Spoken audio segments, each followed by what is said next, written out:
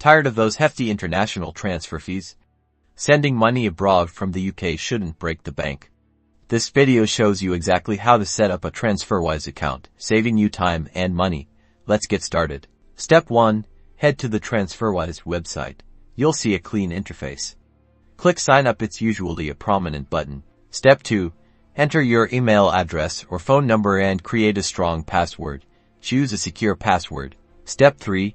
Transferwise will send a verification code. Enter it to confirm your identity. This is a vital security step. Step 4. Provide your personal information accurately. Double-check everything before submitting.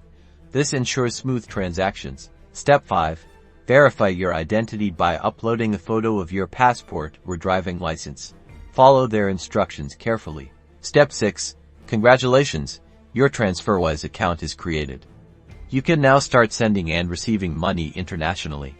You'll find a clean dashboard to manage everything. So there you have it. Setting up your Transferwise account is a breeze.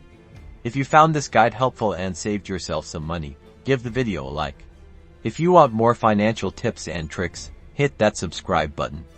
If you have any questions or success stories, leave a comment below and share your experience.